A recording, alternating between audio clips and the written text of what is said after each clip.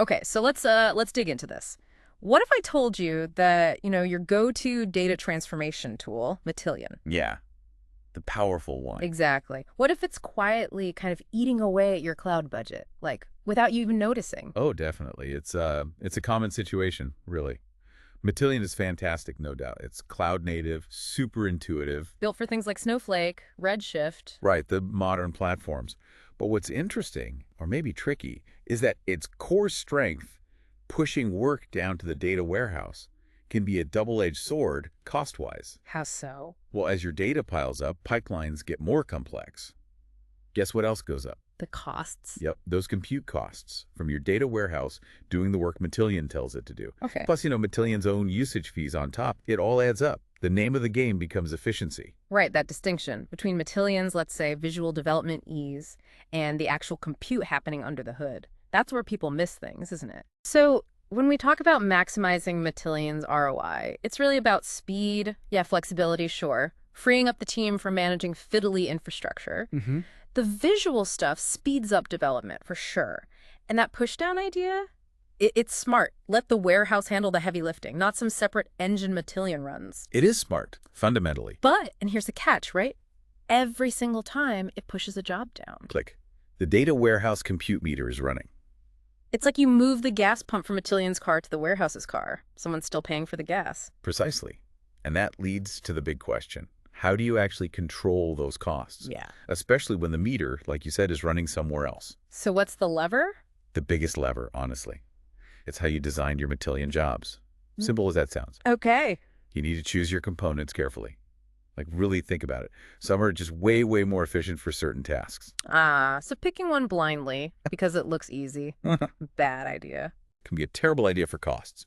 Huge compute waste potential. You want to push down transformations, yes, but intelligently. Only when it really makes sense for the data volume and the task. So it's not just that you push down, but how and when. Are there common mistakes, like traps, people fall into? Oh, absolutely. Number one trap, hands down, reprocessing everything when only a little bit has changed. The full reload curse. Exactly. You have to process incrementally.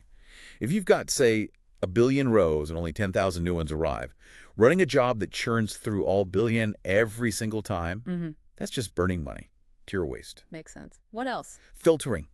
Filter early, filter often. Shrink your data footprint right at the start of the pipeline. Why carry tons of data through multiple steps if you don't need it? Less data, less compute. Okay, filter first. Good tip. And joins. Optimize your joins. Seriously. Poor join logic, like inefficiently joining massive tables. It's a silent killer for compute costs. A silent killer. Yeah, we've seen cases, real-world examples, where just reordering the joins based on which table is smaller, data cardinality, slashed compute by like 40% in some complex pipelines. Wow, 40% just from join order. That's huge. It is. It's about making the data warehouse do the least amount of work needed to get the result. And staging, too. How does staging fit in? Staging wisely. Yeah. And using things like transient tables, temporary tables that just vanish after the session. Right, so you don't pay to store intermediate stuff forever. Exactly. It cuts down resource strain, storage costs. People often overlook these seemingly small things, but they compound into really good savings. It's all about being intentional with the design. Okay, so let's translate this. For you, the listener, what does this look like day to day? Imagine you've got a Matillion job updating reports every hour. Common scenario. But the execs, they only look at that report once a day, maybe first thing in the morning. So you've got 23 runs. 23 hours of wasted compute, wasted budget, every single day. Or think about that job we mentioned, the one that should only process new records. The incremental one. Yeah, but maybe someone configured it wrong or just didn't think, and it reprocesses a million old records every single run, even when only maybe 10,000 are actually new. Ouch. Multiply that waste by 30 days, suddenly you've got this massive unexpected bill, hits you like a freight train, right?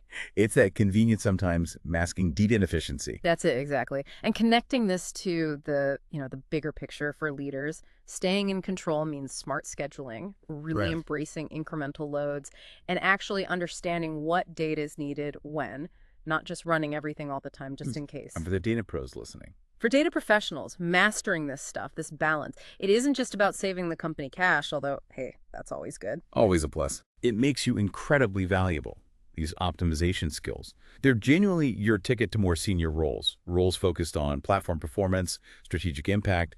It's what separates someone who can just build a pipeline from someone who builds a smart, efficient, cost-effective pipeline. So getting the most from Matillion, it's not just about building faster pipelines, it's really about building smarter ones, understanding those hidden costs. Absolutely. Remember, great tools like Matillion are powerful, but they don't create value all by themselves.